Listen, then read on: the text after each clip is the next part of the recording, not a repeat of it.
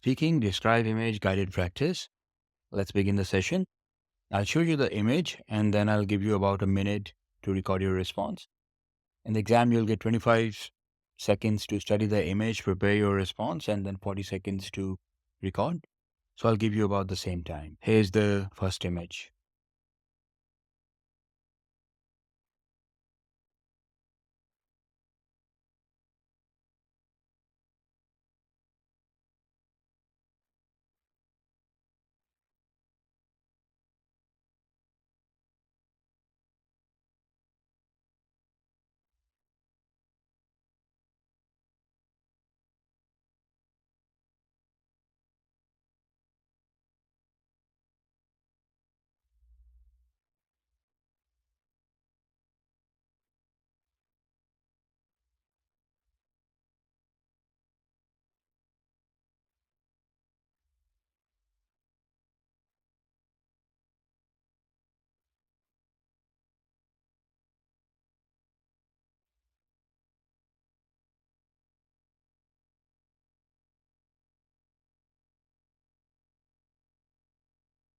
Let me show you the sample response.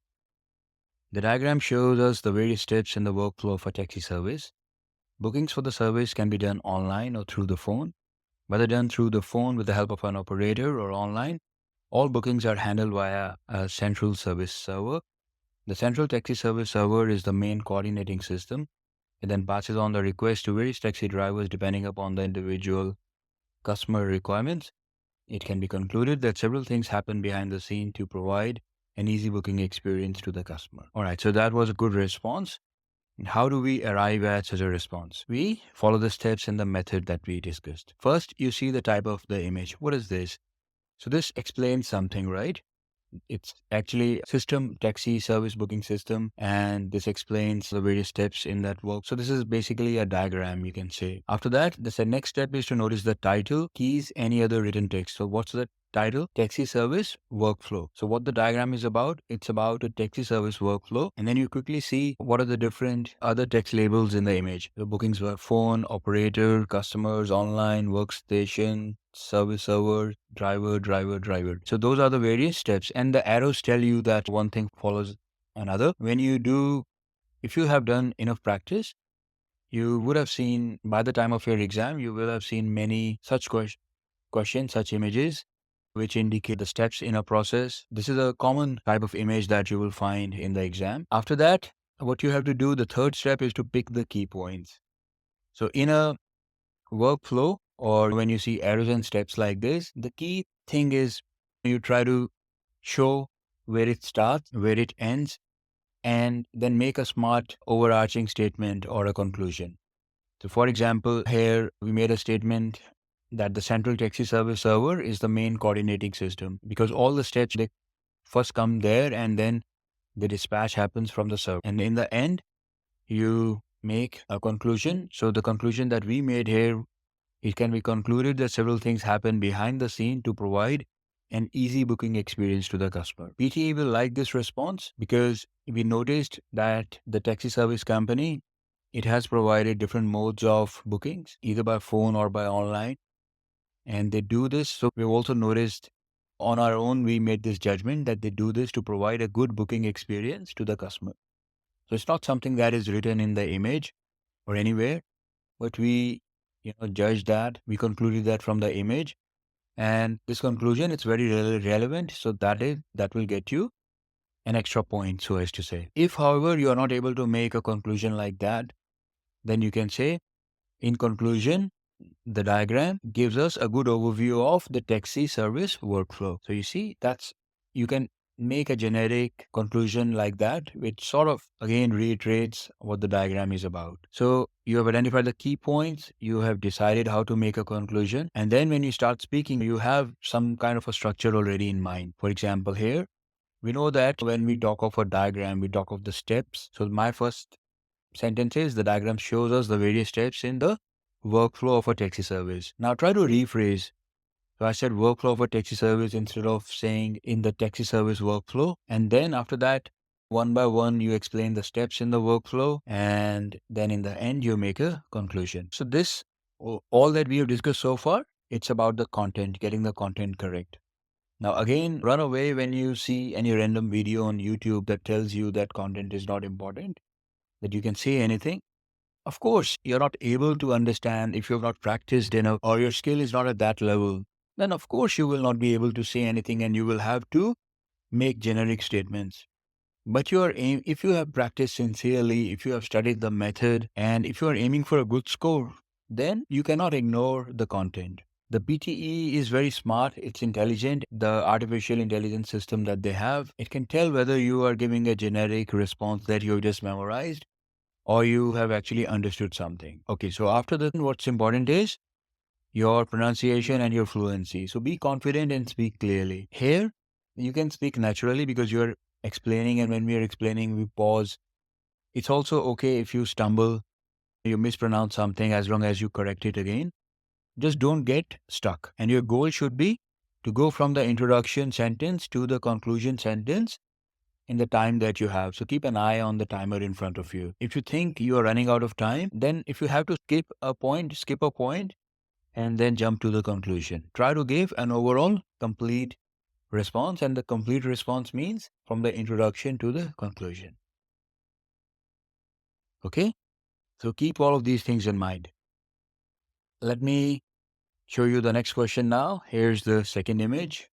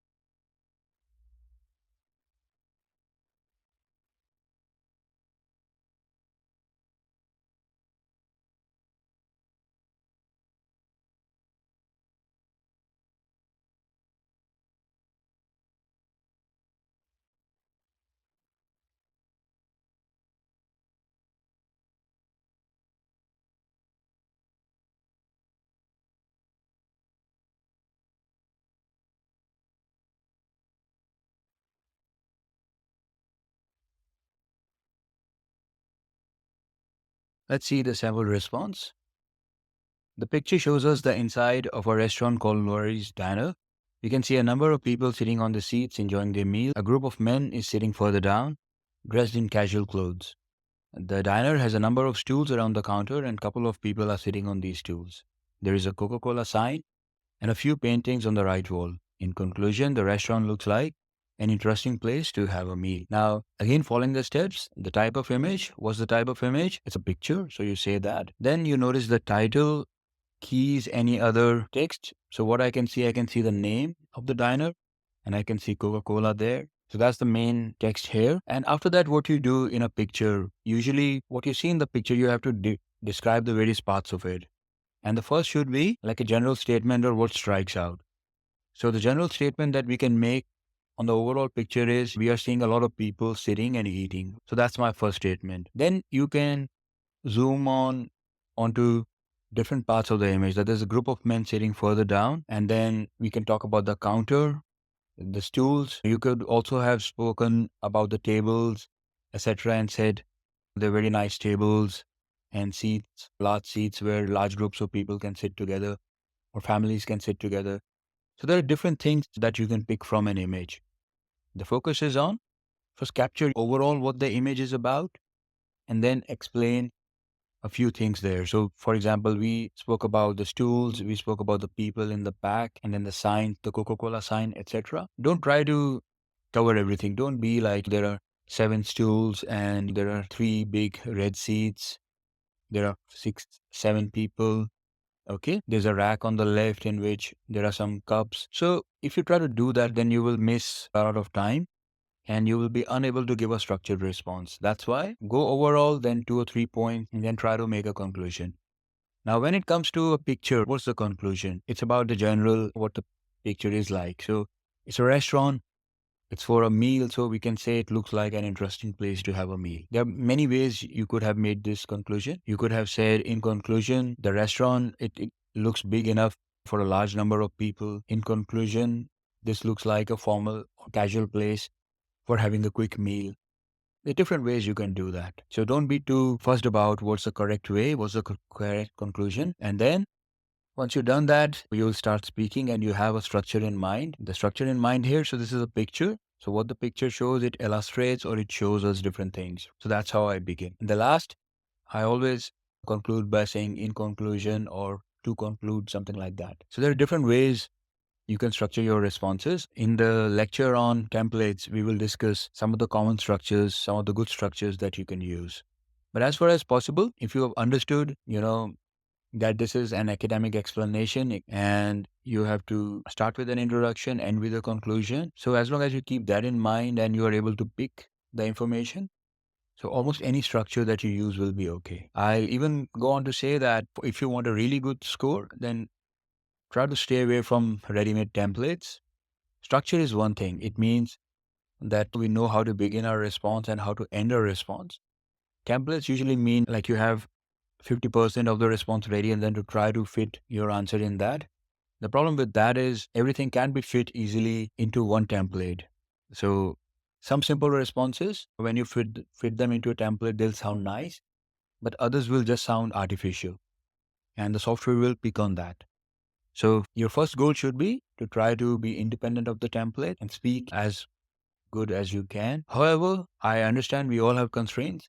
If you have that, you can refer to some of the templates. That's fine. But of course, you need to keep in mind your target score and then work your strategy according to that. Let's go to the next question now. Here's the image.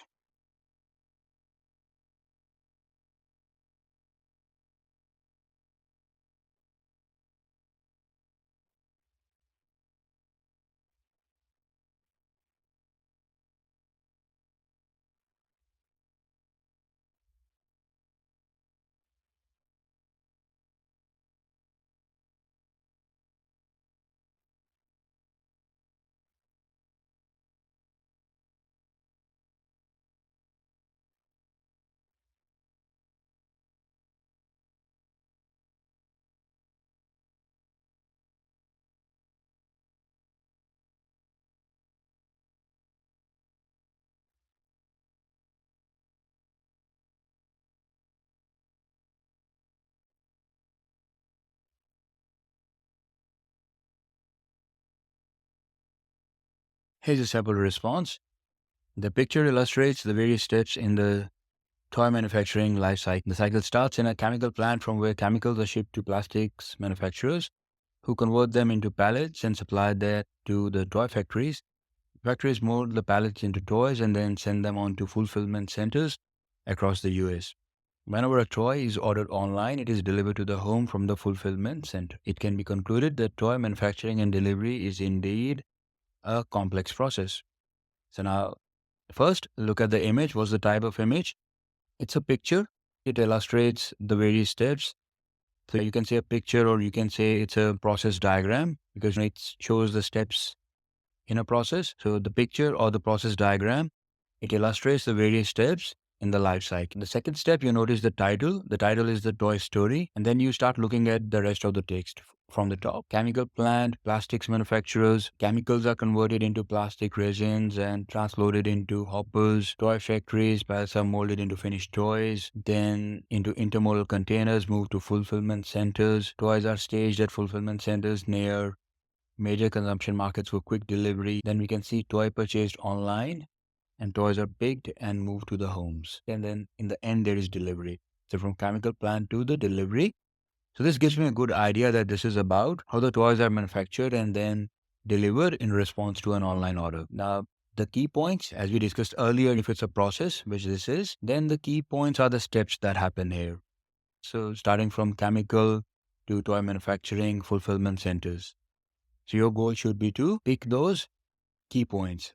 So those two or three sentences that you are going to talk about will be the steps. And in the end, you have to make a conclusion. So this is one conclusion that we have. The one way it can be concluded that toy manufacturing and delivery is indeed a complex process. Or we can say, so it can be concluded that a lot happens behind the scenes after somebody purchases a toy online. That's another way of concluding it. So that's entirely up to you. You have your intro, you have your conclusion, and you have your 2 or 3 points in the middle now. So then, simply, when the microphone opens up, all you have to do is to speak confidently.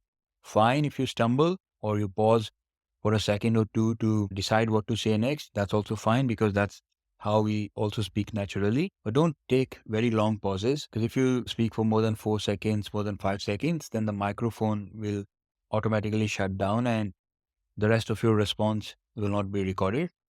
Small pauses, yeah, they are okay. So be natural, be confident, and deliver your response. Sometimes people, they just get confused. They'll say, oh, there's too much information here in the text. It looks too complex. And they panic. You don't have to panic. See, ideally, if you follow the steps, you pay attention to what is there in front of you, you will be able to pick points that are good enough for a good response. But if you can't do that, then at least you can read what's in front of you.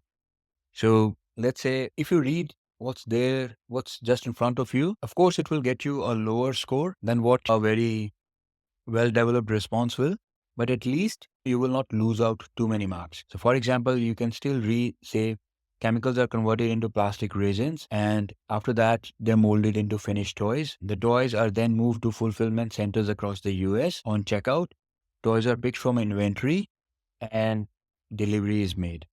So see, I've mostly just read what is in front of me. So there are two options. You can either see something complicated and panic and then end up giving a messed up response, or you realize if you think it's complicated and you're not able to understand, then time to implement your plan B. That is to just read what's in front of you. But always be confident in your delivery and try to maintain your pronunciation and fluency. The last question in this practice session now, here's the image.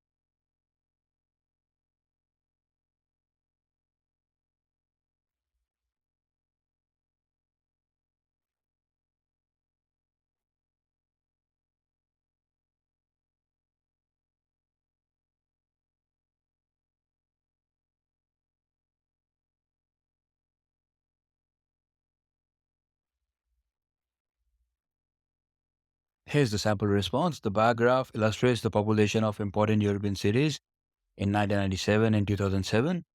Germany had the maximum population in both years at around 80 million, though 2007 registered a slight increase.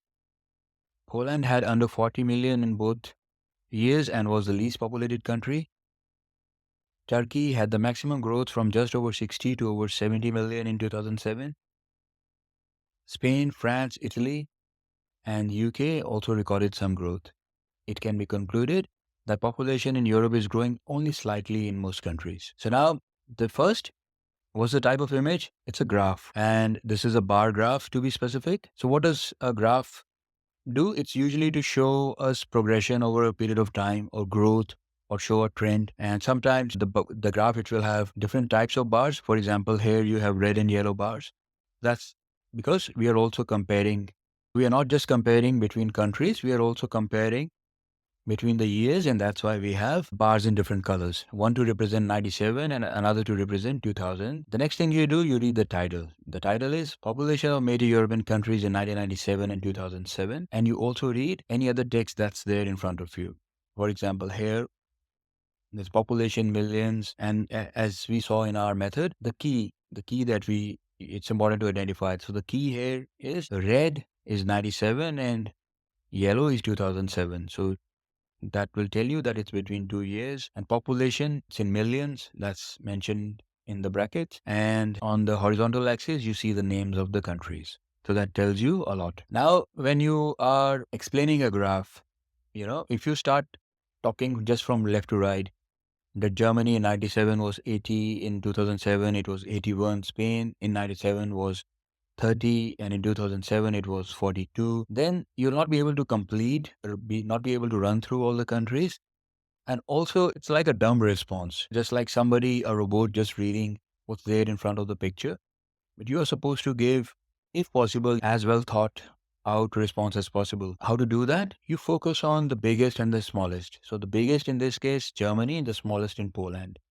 So that gives me two sentences. So Germany had the maximum population in both years, and then I also compare between the years that it's only at around 80, though in 2007 there was a slight increase. And for Poland, it's pretty much the same, has stayed under 40 million, and it's the least populated country in Europe. Then you also notice the trends. So the biggest jump has been for Turkey. From just a little over 60, it has gone to above 70. So you note that. And then the points that are remaining, you try to club them together because there's not enough time to go through each, and it's also not needed. So a smart person will club them together, and that's what you should do. For example, we say Spain, France, Italy, and UK.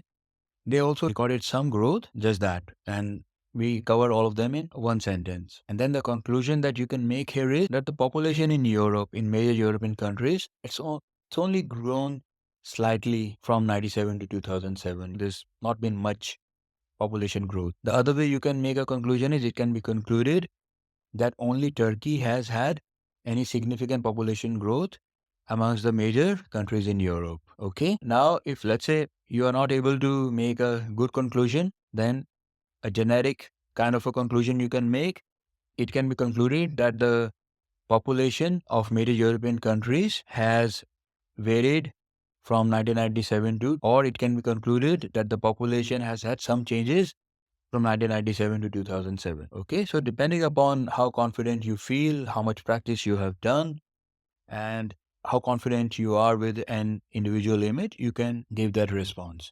Don't get stuck thinking that I must give a very good insight, or this conclusion is good, this conclusion is not good enough. No, that's fine. You only have about 40 seconds to give your response, so you can't think a lot, and we don't want you to hesitate and compromise your fluency. So now you have all the points ready, then simply put them into the structure that you have in mind and speak confidently. So that was our guided practice session. Now the task with you is to do more practice on your own, but always follow the steps that we discussed.